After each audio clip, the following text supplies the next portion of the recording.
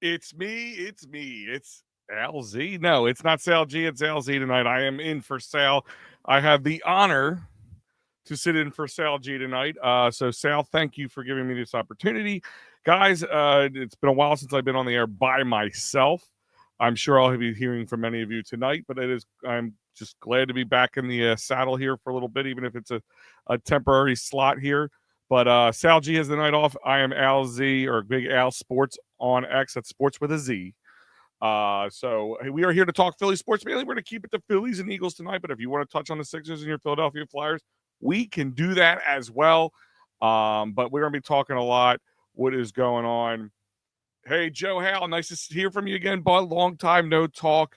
What's going on? Yes, I'm buckle in. I'm going to be here. I'm going to bring you right into the final word with Matty B. So I'm sure his show will consist a lot of my homerish takes, as he likes to call it. But no, tonight we're going to be talking Phillies. We got the start of the season. Spring training's done. The roster's all but set at this point. The table's set. Now it is time to open up in our nation's capital against the Nationals on Thursday, as well as home opener on Monday. So a lot going on for Philadelphia Phillies. Eagles quietly having I really think an underrated offseason. And I'm sure, all right, we'll break it out. I'm sure Matty B's got the homer counter going on right now. I'm sure he's not going to be happy with what I'm about to say, but I think Matty B is getting what Matty B asked for, and we're going to talk about that. Mike Papernick, what's going on, bud? What's going on? Nice to hear from you as well. We're going to talk, like I said, Phillies and your Philadelphia Eagles mainly on the docket tonight. We can touch on some of the Flyers. I know it's been a bit of a lackluster with both teams at the Wells Fargo. I mean, the Sixers are just hot garbage. But if you really want to touch on that and you hear me want to do a lot of throwing up noises, we will do that, but if that's what you want. But I want to talk Phillies, Flyers. We got the home opener. Some main points with the Phillies and the Eagles is I think the Phillies, people are underestimating them a little bit, but at the same time have legitimate concerns. So we'll talk a little bit on that. The Eagles, again, to me, having the offseason that they're supposed to have versus the offseason that as fans people want to have. So we'll talk all about that. So yes, thank you for joining me tonight. I am in for Sal G. So you have your other Paisan tonight instead of Sal's the night off. So again, I want to thank those guys for giving me the opportunity. Again, this is the first time on the mic live by myself since October. Yeah, October. So if I screw up, sorry guys. But remind you guys that this is brought to you by the It's a Rap Sports Network, ran by my boy, of course, Matty B, Sal G, Mike Laro, all those great guys doing great work. And real quick reminder that you could still check out the Flyers post games here. Clear the ice. Got a whole lineup here. Sal will be back on Tuesday, of course, with the Toronto Maple Leafs. Matty B with the Canadiens on Thursday, and Sal back in the saddle on Saturday against the Sabres. And they close up the Clear the Ice season all with Mike Laro and Matty B against the Predators on Monday, March 31st. So you have a lot coming. And, of course, it's the return of the Fightins final. So don't forget to check it out. All those great guys, and coming up on the Fightins final post-game show. So thank you for joining me tonight. So let's just get right into it. Eagles made a quiet signing about the last few hours, added some depth. I think a really good piece, a piece that maybe people didn't see coming. Since maybe they thought the O-line was shored up in some ways. We did lose some key players there. You can't take away what this O-line did for this last season. But a big one is Tyler Steen the man? Are they going to go veteran outside? We saw was it Kenyon Green in the CJ trade. Good draft prospect, has not lived up to the hype. So maybe the Eagles are, hedging their bets and going with Kendall Lamb. Kendall Lamb, a bit of a journeyman, but most recently with the Miami Dolphins. I think it's a good move. It's a good move. It's probably not costing him more than anything, costing him much of anything. But one thing is he had a very good rating this last season with the Dolphins, who didn't have a great offensive line. So take that for what it's worth. But like I said, 119 games, 44 starts in his 10-year NFL career. So he's been kind of up and down. He's been kind of passed around the NFL a lot.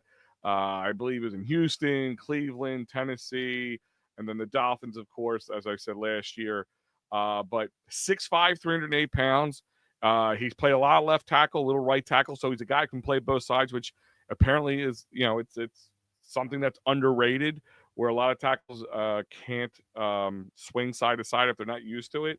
But maybe they're looking at for that guard spot.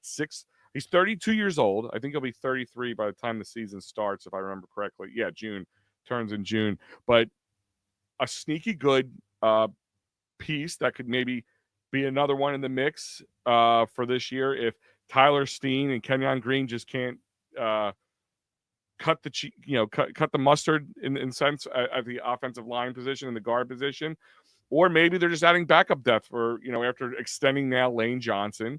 And, of course, having our favorite Aussie on the other side there, Jordan Mailata, taking in on that, just adding more depth to this O-line. And, this might be an ask from Stoutland U for more veteran presence. Like I said, 10 years. Like I said, 44 starts in 119 games.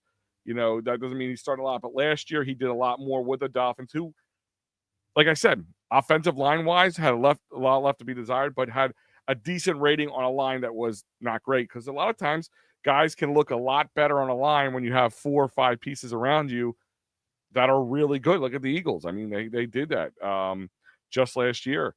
So, I mean, there's different ways to look at it. I'm not going to sit here and tell you this is a great move. But, again, these are the kind of moves that Howie Roseman needed to make and should have made in 2018.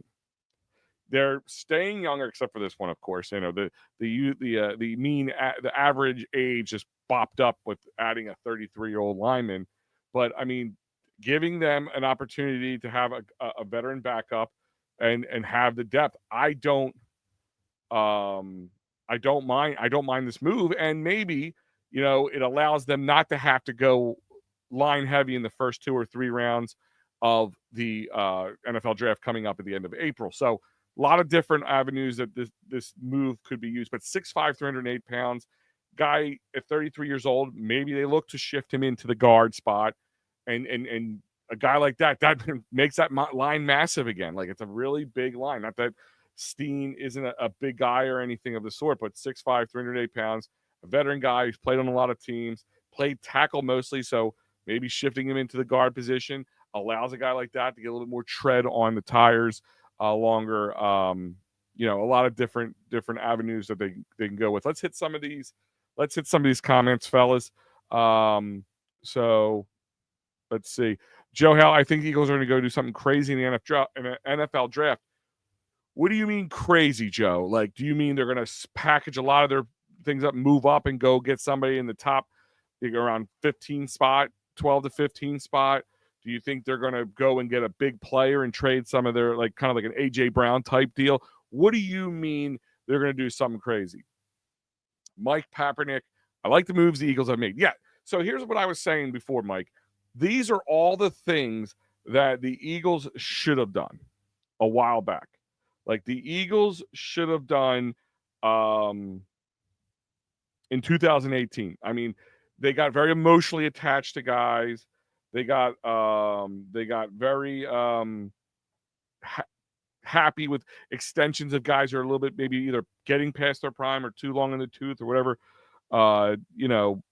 whatever you want to call it. Like, whatever it is you want to call it, they just didn't make the right moves. They didn't get any younger. They were able to win a Super Bowl despite being one of the top 10 oldest teams in the league. I think they're like 7th or 8th oldest team in 2017 when they won it. This year, they were the second youngest team, and you see that youth movement, and you see them being more business-like, and that's what he needed to do. Like, and I'm going to use this comparison a little bit when we get into the Phillies conversation in a moment, but this team has already a lot of blockbuster type players, like big-name players. And just on offense alone, I know we lost a lot on defense. I know there's still a lot of question marks, and I'm not sitting there saying it's all sunshine and rainbows. But what I'm saying is it's not as doom and gloom as some people put it out there to be. So On offense alone, you still got your quarterback. Yes, elite quarterback. I'm going to get a strike number one right there from the boss man, who's watching probably very intently right now. But Jalen Hurts, elite quarterback. He showed it. He can win. What is the one big thing about quarterbacks who, in the Super Bowl? They are usually natural born winners, normally, one way or the other. Sometimes the defense and stuff will carry, and not to take away from what this Eagles defense did. It made it a lot easier. Great field position. Kept the Chiefs defense on the field too long, and it kept the Patrick Mahomes, dangerous weapon, off the field as much as humanly possible. That was just a recipe for success. So, yes, but you still have A.J. Brown and Devontae Smith, maybe the top 3 1-2 combo of wide receivers in the NFL. One of the best O-lines, even with having to fill in a piece here. And maybe Lamb is one of those pieces. We'll find out. So you have all that. Dallas Goedert still up in the air. They brought a couple of young tight ends. I don't know if it's the game over for Grant Calcaterra or just trying to get some depth pieces in. I don't know. Or maybe they are moving on from Dallas Goedert, looking for a better blocking tight end. Whatever it is, what they're going to do. Defensive line, they still have some good pieces there. They will probably, if I would imagine, they're going to add in the first or second round in there of the draft, which we'll talk a little bit about as well. But overall, this team still has all their major pieces outside of what they lost. CJ GJ, not on my bingo card. I don't love it, but I also like that they made a cold business decision. Then we're gonna love them, hug them up, and overpay them, and then a year or two down the line, we're stuck with them. They're making the right moves at the right time. I mean, that's what has been the success over the last few years. And you can't say they're not successful. Yes, the ultimate success is the Super Bowl. Have we won 3 Super Bowls in a row? No, but we just won one, and it was the build-up from 2021 to 2022 to 2023 to 2024. Even that crap we dealt with at the end of 2023 was kind of a learning curve. It was kind of a jolt. It would have been nice to be able to win without doing that, but you can't say that part of that wasn't a motivational tool for the Eagles for Howie Roseman and all that stuff. So, that's part of the story here. So let's look at some more here. Mikey P, what's going on? But what's not to talk about is Jake Elliott not being 50 yards or over. I think it's time to get a younger leg in here. Now, we all know kickers can go longer in age and not be it still be pretty effective. You start to see guys start to kind of like Adam Vinatieri. What was in his 40s, I think, when he started falling apart. You can't use the Ravens kicker. I think he had a lot of mental issues dealing with all the things that he was dealing with. I don't know. They went and got a new long snapper. Are they blaming the long snapping for the issues? I mean, he did cause a couple small penalties that really didn't add up in the Super Bowl because of his movement pre-snap. And it was probably not as a big of a deal because it wasn't a close game. But is it Jake Elliott? Are they blaming the long snapper? I'm willing to give Jake Elliott the benefit of the doubt and another chance. But I wouldn't be surprised if they look at a draft piece with all these like late 4th and 5th round picks they have. Maybe they might draft a kicker because if they don't trade up and package up pieces. Let's see. I think Howie trades up in the NFL draft. Now, how far up are we talking? Are we saying trading up like 3 or 4 spots? Are we talking more significantly, Joe? That's really what I want to know. With 20 picks in the 26 and 27 drafts, there's a lot of movable picks. Yeah, that's the underrated situation here. They are stockpiling picks.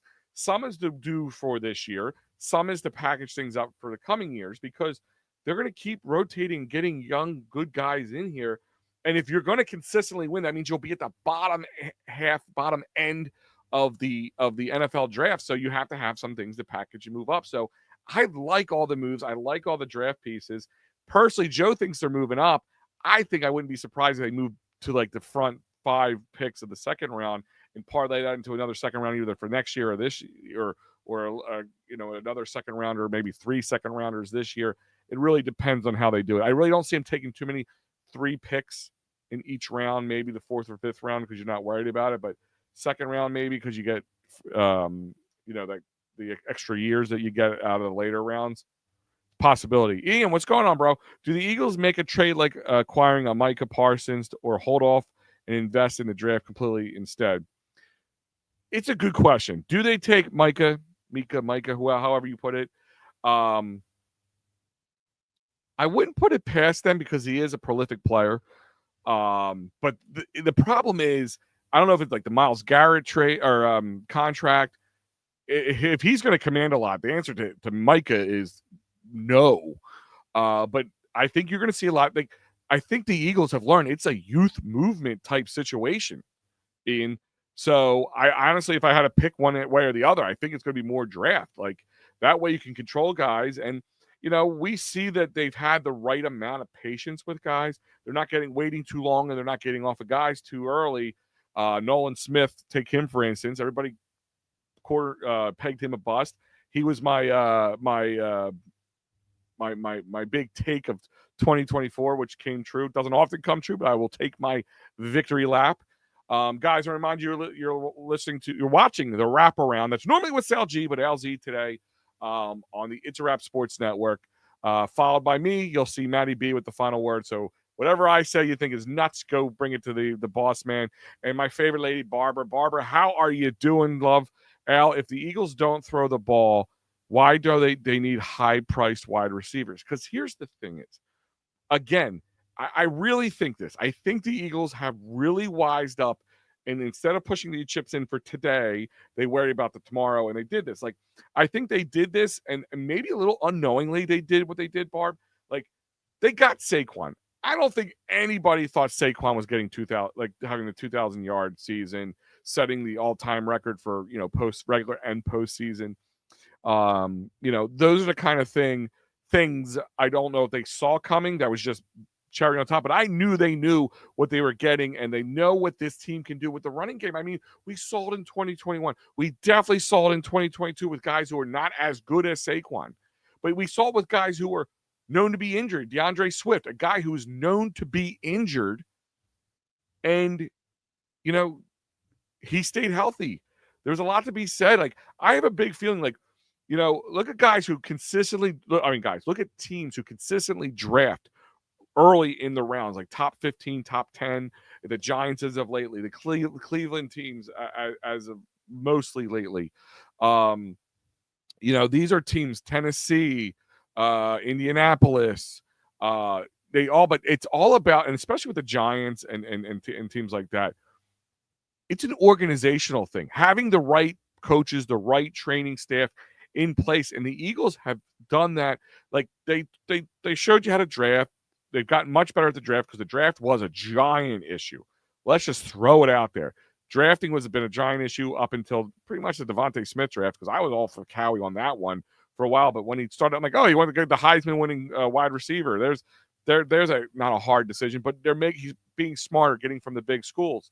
So they need these high-priced wide receivers. And let's be honest, look at what they're paying guys equivalent to them. And they're not getting paid half. They're not getting paid $10,000, $15,000 as much as these guys. So they're not as high priced. They were smart when they got them pegged right away when they needed to. And now you're going to have coming off a big year with Saquon Barkley. So, yeah, we know they can throw it. So maybe now their teams are going to be so worried about Saquon. They're going to focus in on Saquon, and boom, here we go. We have two of the great wide receivers out there to play the game. So, if you look, the Chiefs stopped them. Chiefs stopped Saquon. Sucked against, they didn't suck, but didn't do well. He didn't do anything. They focused on him, and then touchdown. Almost like it was like a cheat code in Madden. So that's why you try to stop us one way, fine. We're going to hurt you another way. If you're going to try to stop us offensively, the defense is going to mitigate your scoring. So they're doing it the right way. They cut CJGJ before they signed him again, remember? Yeah, and here's my thing on the CJGJ thing. I always kind of wonder if there's something more that we're not privy to, Barb. What do I mean by that? Maybe when they saw the extension of Saquon, they're like, well, CJ's like, well, I want more money, even though we have one more year on him. CJ's jumped around from year to year. I mean, the Detroit Lions didn't sign him. You would think, a really good defense. They've had plenty of money to spend. They didn't sign him. And I'm not trying to sit there and say he's a problem. And listen, the guy was a big reason the defense was as good as it was, as good as it was last year. So I'm not taking that away. But maybe he was getting too squeaky, and the Eagles just said, all right, well, let's just move on from him, and we can add in more pieces because, lessen the cost of what we were paying people. So I don't 100% agree with the CJGJ thing from a fan standpoint, but I can see the cold business aspect of doing the cutting because that's kind of what we always wanted them to do, and they should have done in 2018, which made 2019 and 2020 just be those terrible years that we saw until we had a revamping in 2021. And they're doing what they're supposed to do. Mike, what's going on? I like to see the Eagles trade in the draft first round for a safety, the kid from Georgia, or a linebacker. I wouldn't be surprised. I mean, I would be a little surprised with linebacker if it was the first round pick they take. But being so late in the draft, maybe they'll do that. But I mean, I definitely see D-line, edge rusher happening. But they did take a safety. They did take a corner in the first two picks of last year, so anything's possible. I would like to see a safety, too, as well, in that one of those first two picks, if possible. We'll find out. Elliott bailed the Eagles out plenty of times over the years with 60-yard field goals. Yeah, no, absolutely. I mean, that was kind of the driving force in 2017 when the Giants game, we were real close. We didn't great start first couple games. Like we did well, but not great. And that Giants game was a lot closer than it should have been. And it was a 60-plus yard field goal that really sealed the deal. And that was where the Eagles kind of started just rolling in 2017. So when the O-line ages out of fouls, that's the end of the Eagles winning anything. Yeah, and that's my thing is like they are taking the right times and the right moments. Like, listen, you got Lane getting older, but still got some left in the tank. You got Jordan Mailata in his prime years. They're going to have to sign Cam Jurgens at one point, and he's just playing like a beast with a bad back and everything. And Landon Dickerson got paid. He got to go get his lawnmower, as he said. Now you got the right guard spot, and then you got to worry about the right tackle at one point. And I think I would not be surprised if you see in the right tackle of the future come in this year or sometime next year. It's very plausible. And the thing is, they put a lot of stock in their own defensive line. And don't forget, speaking of defensive line, they're going to have to make a decision on Jordan Davis. They're going to have to make a decision on Jalen Carter. So there's a lot of decisions that are going to be made. And a lot of the moves we're seeing now is also preparing for the next coming year. So remember that. I like to see how I move up to the first round at 12-16 spot. Mike, I would love to see what that would cost. Is it going to cost a player and the first round pick and second round pick next year? It's going to cost a lot. You're in the 32 spot, bud. And, nobody's just going to give the reigning Super Bowl champs an easy layup to get up there. They're going to want something. So it would be a lot of packages, a lot of moving pieces for a team they would have to find a team who's up front who they know they're still ways away, like a Giants. Like the Giants, who are not in our division most likely, but the Giants would be a team who know this year that's not their year. Sign Jameis Winston, whoop-de-doo. They just sign him to have a quarterback who isn't Tommy Cutlets on their team. And know that maybe they'll take a first round, a second round over the next coming years because they know they're going to have to be building. So it would be interesting to see how they do that, but that would be a big ask. I think they would get more value staying put, moving up maybe a couple spots, or most likely falling back a couple spots early into the second round. So you have, because like I said, 32nd pick overall is pretty much the first second round pick is almost as good as the first second round pick. So, maybe you get the top 5 picks in the second round. That way, I mean, I hate when they don't draft in the first day from watching a draft standpoint. But like I said, 12-16 would be a big push. My boy Adam, what's going on, bud? Good to hear from you. You think they trade Goddard maybe on draft night for more picks? I wonder. Like I don't know what compensation with a guy who, like we all said it, he's oft injured. Not all, close off to injured. Like availability has been coming into question. His age is going to be coming into question. So I don't know how much he's going to fetch in the draft prospect situation. So maybe, but I doubt it. Maybe, but I doubt it. Barkley sucked and was injured for 6 years previously. That's why the Giants cut him. Yes, but again, is that Saquon's fault? Or was that the Giants' fault? Is it their training staff? Is it their medical staff? Is it the field? We know their field is terrible. How many injuries have we heard of, Barb, from people who've had different, situations, like had different positions on that field and got hurt? Both the Jets and the Giants, they share that field. The Premier League football soccer teams coming in, and they said, unless you redo the field, we're not coming here. And what are they doing? They're tearing up and redoing the field. So, I mean, a lot of that has to be thought about when you look at these guys. And they took a chance on Saquon. They didn't, end all be all. They paid him a good amount in the beginning, but it wasn't like you broke the bank and set some massive record. But they looked at it, they kicked the tires on them, and they said, with our O-line, because don't forget, the Giants have not been able to build an O-line for worth its salt in a very long time, Barb. They have been just a god-awful organization, and that goes to show you, look how good he was despite being back behind a crap line, despite dealing with Eli Manning to Daniel Jones. Like, got to give a guy credit where credit's due. Just plugging and playing him on one of the top O-lines in the league, if not the top O-line in the league, having great offensive weapons around him. We saw that. It was video game-esque putting him on our team. So organizationally, you got to look at a lot of that. Ian, does Howie go extend Jalen Carter's contract now or wait next year with his 5th-year contract coming in 2027? That's a good question. So I don't think it's this year, or I don't think it's now. If it's this year, it won't be until middle to late this year. He's going to get paid, man. He's going to get, like, no matter who pays him, he's getting paid. And he's going to get a Myles Garrett-esque, like, top non-quarterback type money. So he's going to get paid. So they got to prepare for that.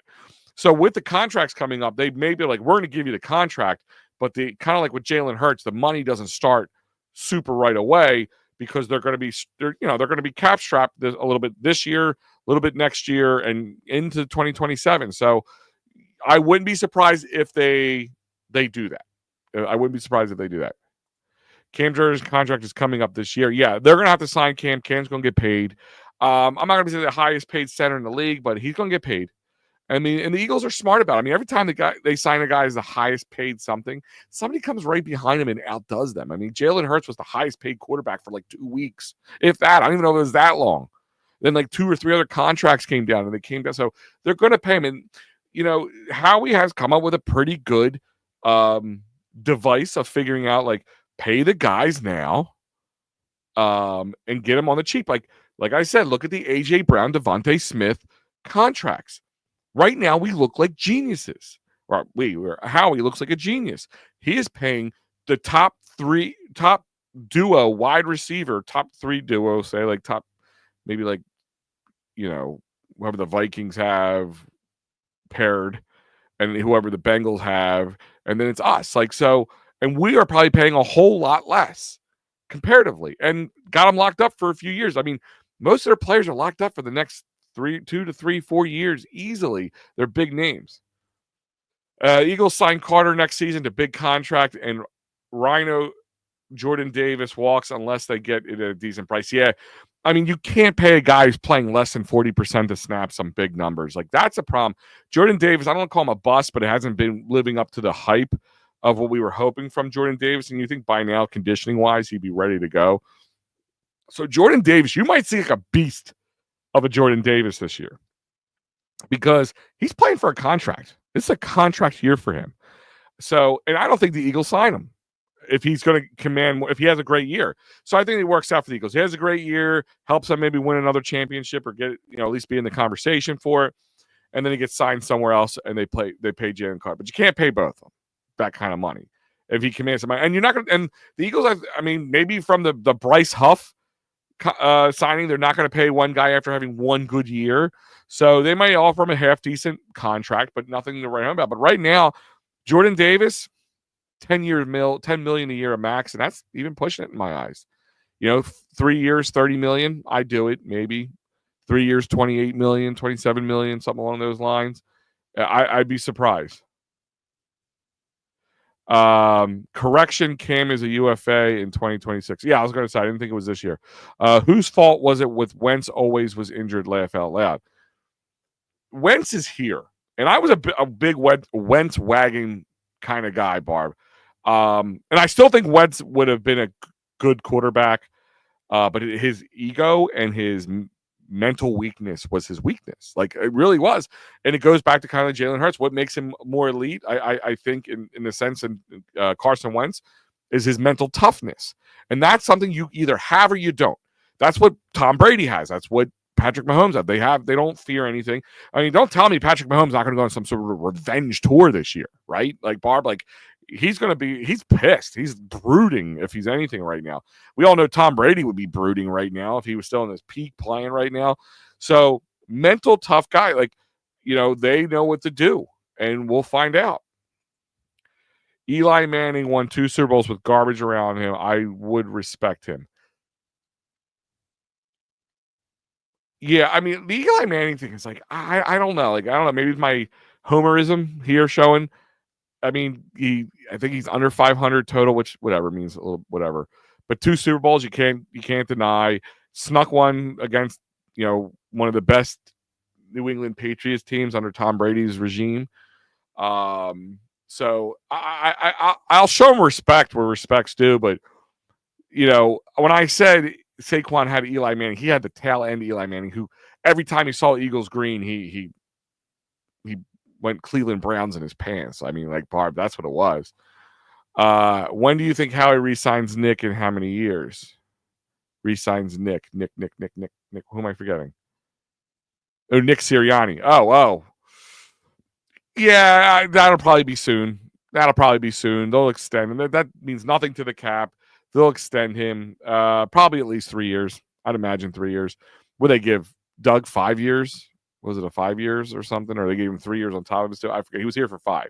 So it was probably a 3-year extension or something like that at the time of the extension after he won the Super Bowl. So probably about the same. Kelce was replaced in a millisecond with a better player, and a team won the Super Bowl without him. To me, he was overrated, really.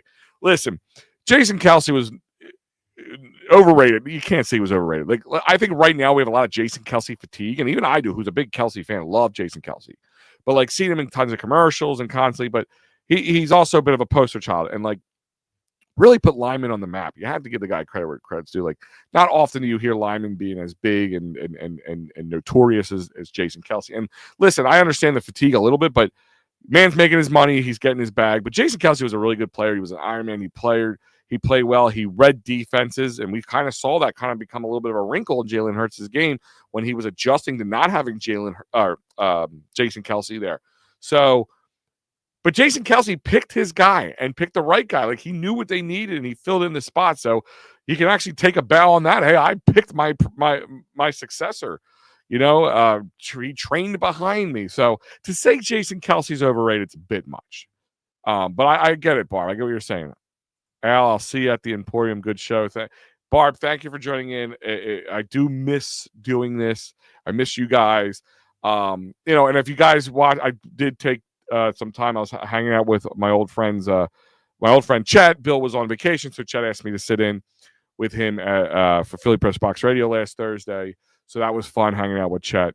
2 of the greatest guys. I have said, if they do a Podcasters Hall of Fame, those guys are first ballot Hall of Famers, and I love them to death. And unfortunately with the EOP, I had to walk away. And again, I'm just going to put it out there when I tell people about it. There's no ill will or anything like that. Nothing like that. It was me, a personal thing for me with my family, with moving, with my son had some struggles with school, and it was just too much for me to balance that, a full-time job, moving, and my finances or my personal bills going up with a new move and all that stuff. So I'm not doing this, and I didn't stop working at EOP because of those reasons. So for those who didn't know, I really want to put that out there. EOP is still alive. It's all social media right now. Joe's doing a bang up job. So check out EOP still, with some great information going out constantly. And of course here It's a Wrap, bringing all that live content back, checking out all those guys. I still watch, and you'll see me chiming in the morning with Phil, and of course supporting my boys over at Philly Press Box Radio. So thank you, Barb. What kind of effect did it have on Wentz when they drafted Hurts? Well, I think at that point the Eagles did not care. I mean, I think they wanted to keep Wentz. I don't think they thought Jalen Hurts was the where Wentz is out, Hurts is in type situation. I don't think they really knew what they had with Hurts yet. They knew there's a lot of upside with Hurts, but they also knew Wentz had a lot of injuries, and they had to take a gamble and hedging their bets. Like, hey, we just paid you a lot of money, so shut the F up and just play your game. And if you play well, you don't have to worry about losing your job. Like, that's the funny part. Like, I get it. It's mental. I get it. It's how do I put this? It's a very mental game. Like, it's a very mental game. There's a lot of ego in it. But when you start getting paid a lot of money, you kind of have to check your ego at the door. But they are not robots. I know me and Matty B have gone back and forth on this numerous times about these guys aren't robots. Things don't always work out in sports the way they are because of the human factor. I mean, as an umpire, he knows like the human factor plays a factor in almost every sporting event. So this all kind of falls into that. So did it play a factor on Wentz with Hurts? Absolutely, because he's mentally weak. Like I actually still have a lot of love for Carson Wentz. People would ask like if he came back for the 10-year anniversary of the Eagles Super Bowl in 2017, would you boo him? No, I wouldn't boo him because Nick Foles and Carson Wentz were a complementary to each other. Carson Wentz was on for MVP of the year. I mean, he was on the road to success. And the injury, I think, really is what set him back, mentally broke him down, and we saw his mental weakness. And I can't say that if Carson Wentz was the guy at the helm, we would have won the Super Bowl. But I can't also say if Nick Foles was at the helm that we would have made it to the Super Bowl. I just think, lightning in a bottle, Nick Foles had 2 really good games. I mean, that Falcons game came down from a catch from a wide receiver who 9 times out of 10, 99.9% of the time makes a catch. So yeah, a little luck on your side as well plays a factor into this whole situation. Like it really does. So you can't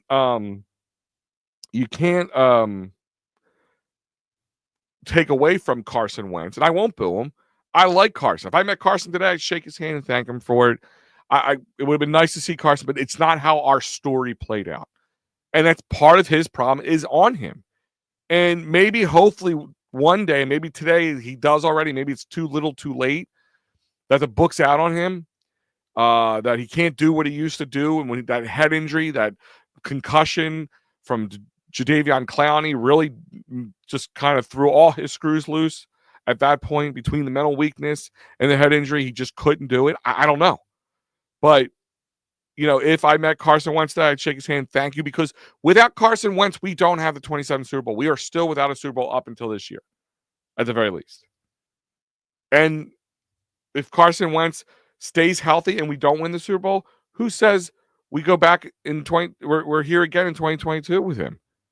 The trajectory changes. So each variable plays into it. Like, if it wasn't for Carson Wentz's injury proneness, do they go get Jalen Hurts and a good quarterback in the second round, and who's on our team now and leads us? I don't want to hear the BS that anybody could win with this team. That's bull.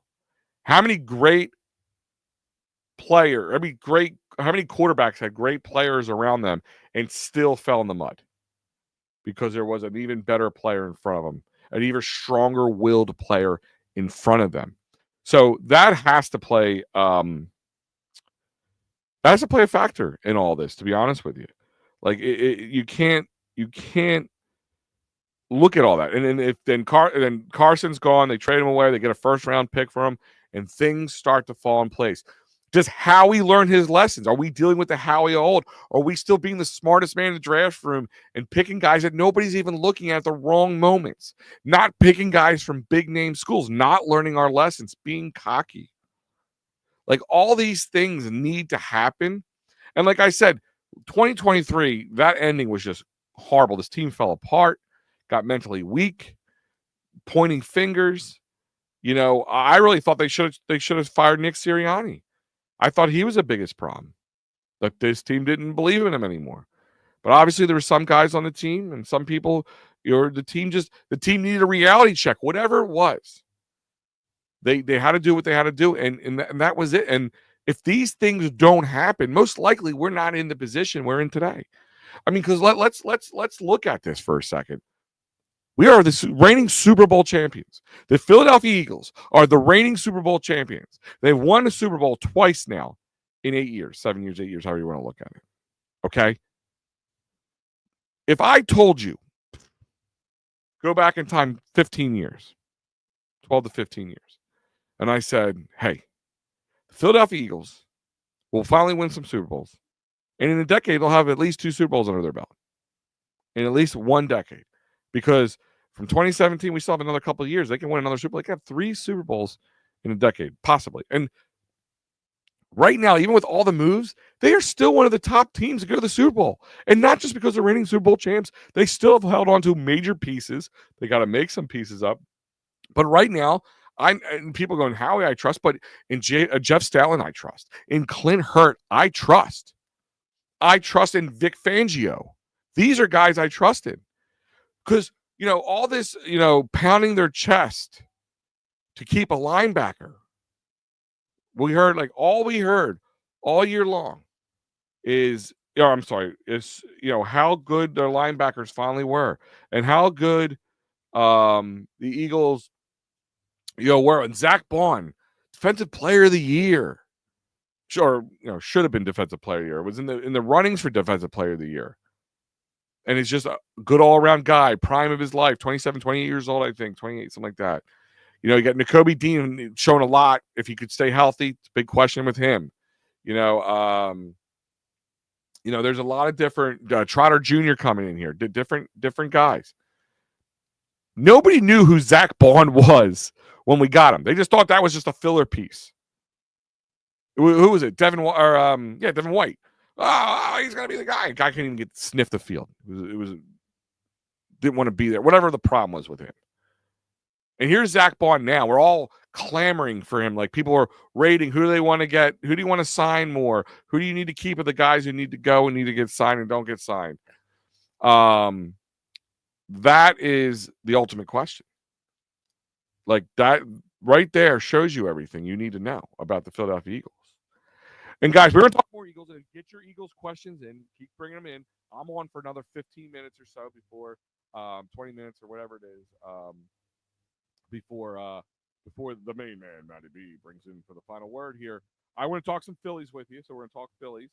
But we can still take in the Eagles question.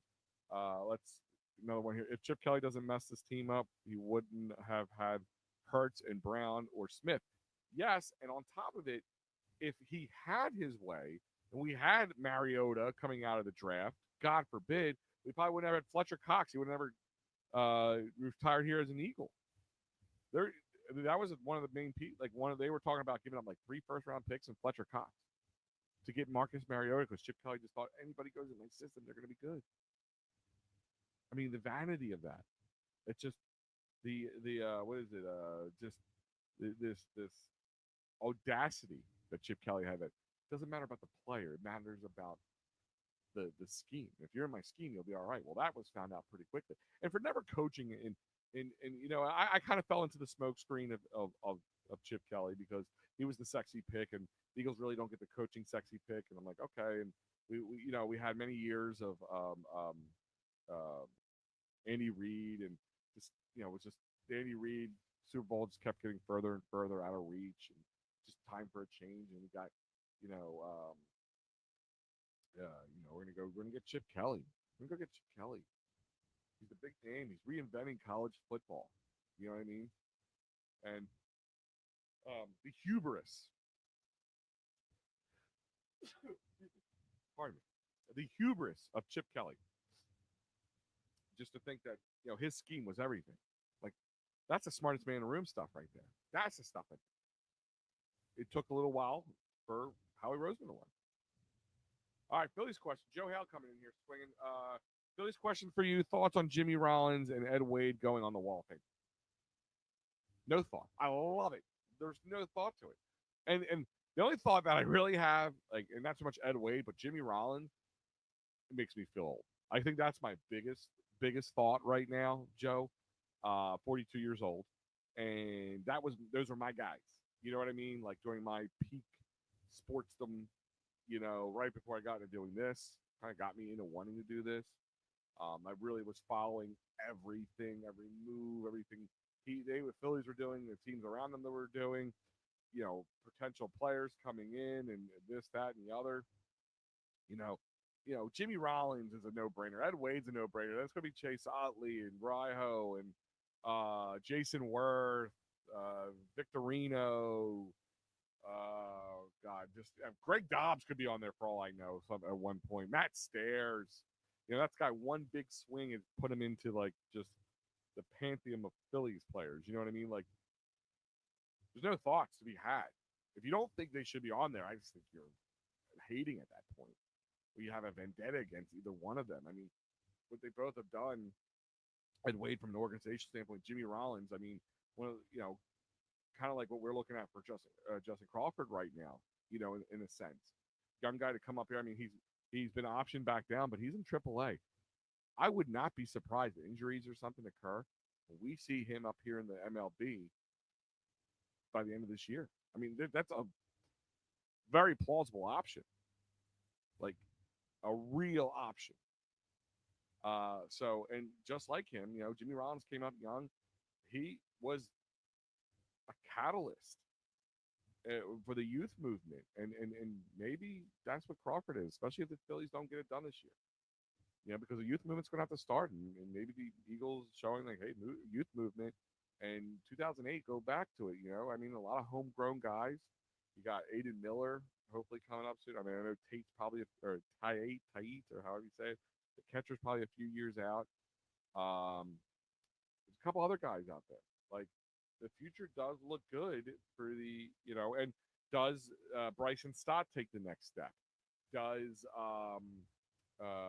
Alec Boehm take the next step? Because they're going to be the big pieces coming into this year that the Phillies are going to need to do. They're going to need to make the right moves. What do you think about the lineup is going to be on Thursday? Now that's all right. You led me into it. You led the horse to water here, pal, and I will drink the water in this sense. I'm a little perturbed. All right, I've never been. I feel that Rob Thompson gets a lot of grief, and just they kind of like right place, right time situation. But you can't take away what he's done over the last few years. Sorry. I know the ultimate goal is to win the whole thing, but you can't say the team hasn't been successful for the most part. You're making the postseason every year. Last year was a real letdown the way it all held. But I do put a little on Rob Thompson last year, flipping the bullpen backwards from how it worked. I don't understand it. Like, just if it's working, why do you change it? I don't know. And that is some areas that bother me. To be completely and utterly honest, there is some areas that bother me with Rob Thompson, and we heard a lot that they're going to shake up the lineup, and now I'm hearing that lefty righty Schwarber Turner will be, but they're going to keep the top four guys of Schwarber, Turner, Bohm, and Harper. Like, that's the way it's going to be. Is it always going to be 1, 2, 3, 4 that way? But no. But at the same time, I guess we got to see if it works or not. But I'm not in love with it. I really think, and I'm on the record here and saying this already. I've talked to Matty B on the show about it. I talked with Philly Press Fox Radio the other day. My thought process is, and it kind of goes what I said about the Eagles earlier. They weren't in the need of a blockbuster move or a big free agent signing. They're in a need for a philosophy change, and maybe that's going to be the youth move in the coming years. But for this year, I don't think making a big free agent signing would have made a big deal. Because here's how I look at it. Joe, I'm excited for Painter too. Finally get to see him come up. I guess we're probably not going to be until July, so maybe after the All-Star break, we'll see him. Maybe even sooner than that, depending on how he does with his guy throws like that. It's not going to be like a Bryce Harper situation where he came in real soon. He's not an outfielder moving into the infield. He is a hard throwing, uh, pitcher, and I think they said they're going to see some live pitches, live batters in the not too distant future. So that is something to be excited for. But as I was saying, is the Phillies, if, in the scheme of things, if you fell asleep and let's say you fell asleep 3, 4, 5 years ago, right, and you woke up today, and I said you got Bryce Harper on your team, you got Nick Castellanos on your team, Kyle Schwarber on your team, um, Zach Wheeler on your team, Aaron Nola on your team, Alvarado on your team, like some big names out there, some best players in their positions in this league. JT Remuto on this team. You probably would ask how many World Series have we won already, and we're probably going to be in contention this year. You'd be very content with this team. This team can compete. To me, top 6 team. I mean, in the NL, top 14. In my eyes, you got the Braves, the Dodgers. People are saying the Mets, but I don't put the Mets as high. I mean, listen, we've gone up against Juan Soto before. I think Juan Soto helps them. I think they're going to be living off a lot of last year, but they have a lot left to be desired in pitching, especially in starting rotation. And we all know you can have Juan Soto raking, but if your pitching isn't good, it doesn't matter. You have to rake 13 runs a game to be good. We've seen them do it. So in my eyes, I still have the Mets a little slightly below the Phillies. They're spending the money. Don't get me wrong. But I mean, they already have the right pieces. Now you need to see Bryson Stott. Now, was he injured?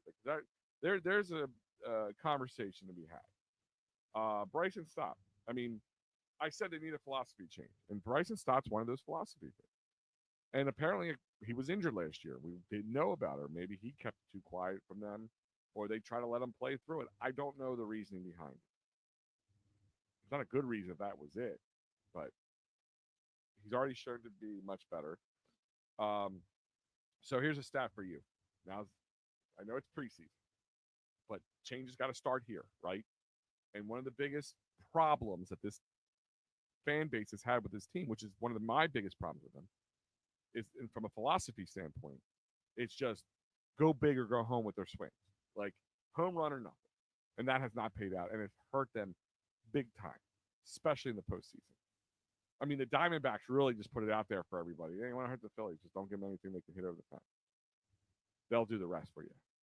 Chase balls out of the zone, high heat. I mean, the Phillies, most of the high. Bryce Harper, Alec Boehm, Nick Castellanos. Oh, man, they see that high cheese and they just want to sink their teeth into it. But that's where the philosophy change needs to come. That's why I'm saying a new player doesn't mean that it's going to be better. Because if you bring another big bat in here, say they got Juan Soto, right? So he's going to swing. They're all going to be swinging for the fences. They're all going to want to be Juan Soto. Okay. And I don't think we're in any better position we are last year and this year. Maybe in the regular season. Maybe we're a little bit more dominant than we are. Maybe the Phillies need to be the underdog. I don't know. I don't believe in that part of it, but maybe it is. I don't know. But the Phillies, like I said, this is spring training. And it's okay. It's got to start here. It's the only sample size we have as of right now until Thursday. But the Phillies have drawn 148 walks this spring training. Okay?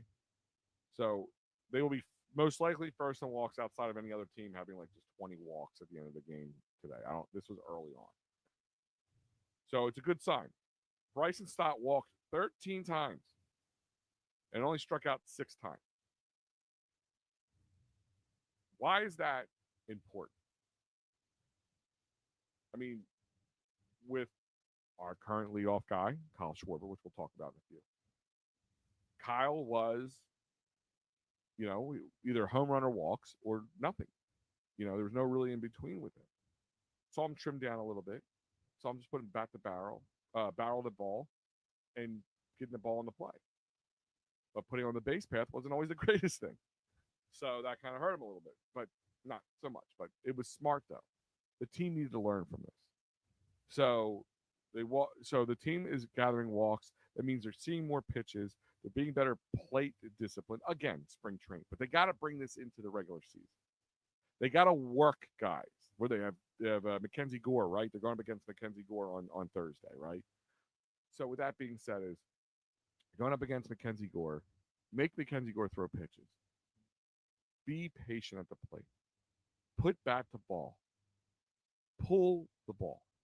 Just squeak it past third baseman. It's cheating over a little too much. Past the first baseman. It's playing second base. Whatever it is, that's what they need to do. That's the philosophy change at the plate approach in my eyes. And they've already started it in a small sample size of what is known as spring training by being plate disciplined, seeing more pitches, and engaging more walks. That is exactly what this team needs. And I think that is a recipe for success.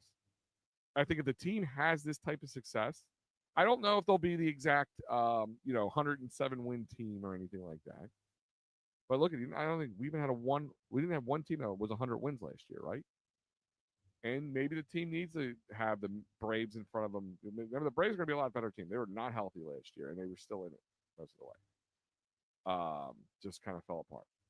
The Mets got hot at the right time. Maybe this team needs to kind of always be in the muck, not content. We didn't have the Kyle Schwarber of Junes because we didn't, because they had April and May. But it's I know it's really hard not to want to have success. It's kind of like the early success for the Phillies. I mean, not great news halfway through every time, or is it just last year?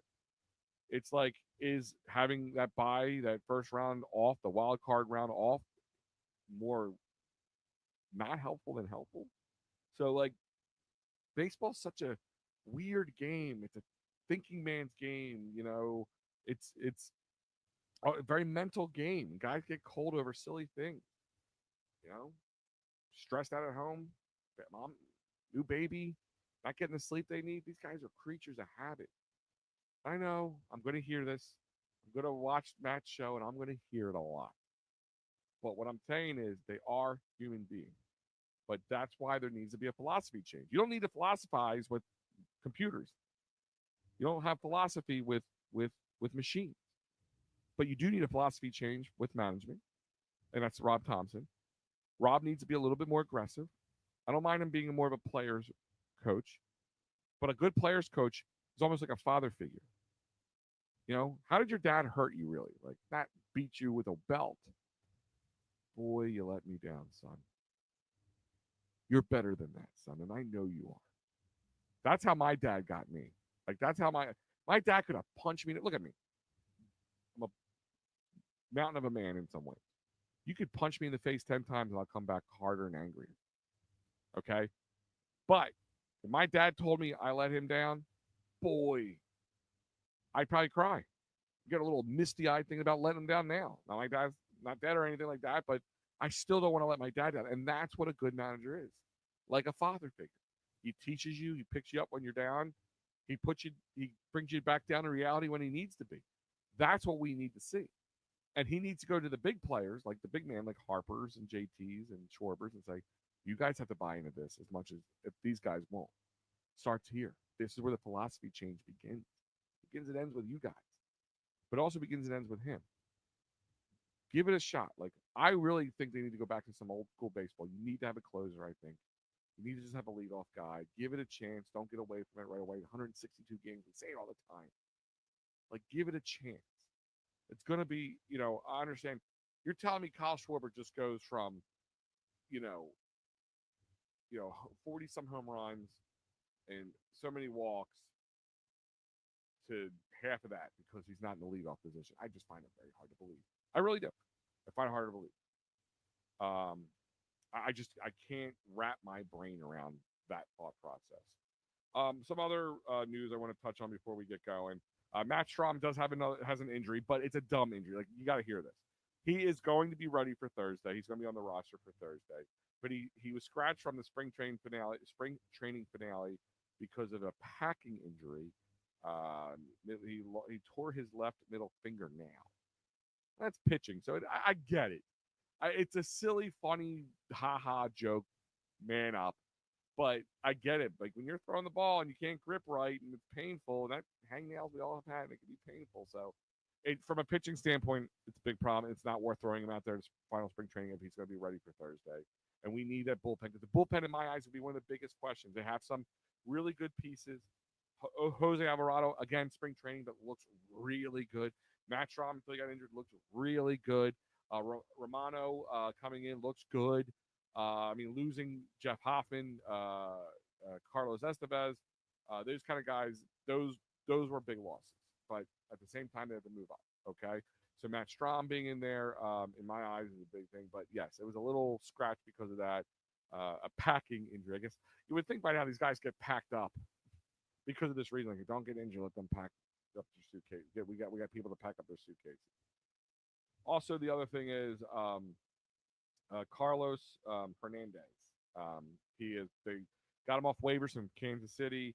He's 28 years old. He's a big dude. He's like 6'4", I think they said, but he can throw some massive heat. Like, he's got some heat behind him. He's 28 at 3.30 ERA in 27 games for Kansas City in 2024. 98 mile per hour fastball last year. The troubles with the command. So hopefully, they have a better idea of how to work with him in this sense. He walked 11.4% of batters he faced in 2024. So maybe a change of scenery is what he needs. He could be a big piece, or he could be a whole lot of nothing. We'll find out. My last little thing is Rojas has made the final team.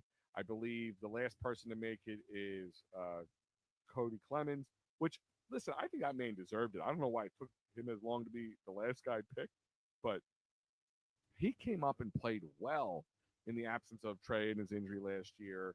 I mean, he was looking really well he was looking really good this spring training as well. I think he was batting a 303 in spring training, but I think I really like him. Is he an everyday player? Probably not yet. But Cody Clemens is a really good bench piece. And I'm glad he's finally getting a in the starting rotation in the beginning of the year. I think he earned it. Speaking of also earning it, Rojas made it. I think they moved his number. He's like 23, or went from 18 to 23, 23, 18, whatever his number was. So that was the big news out of that.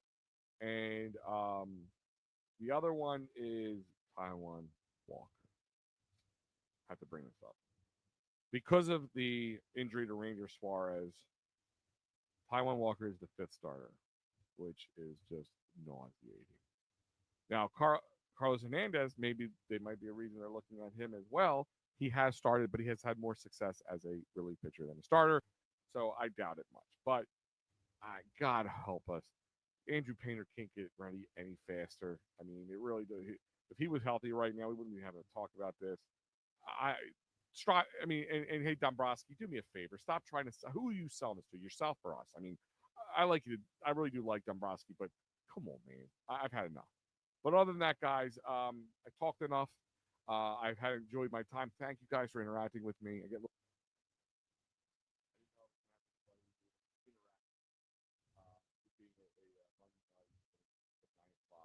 But I had a great time. Sal, thank you. I hope you enjoyed your day off. I'm glad I could fill in for you. Maddie, thank you for giving me the call. I really, bottom of my heart, enjoyed doing this. I miss doing this with you guys. It was nice to stretch my legs and do this solo show again. But stay tuned.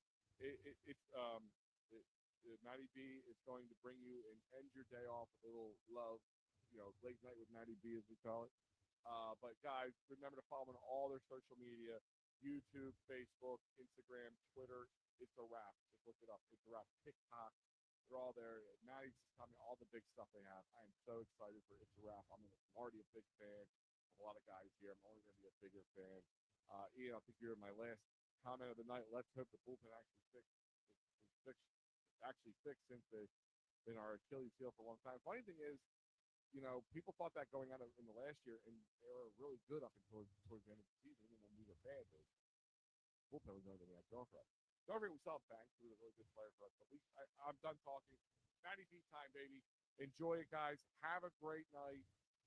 Thank you for letting me do what I do, and I will talk to you guys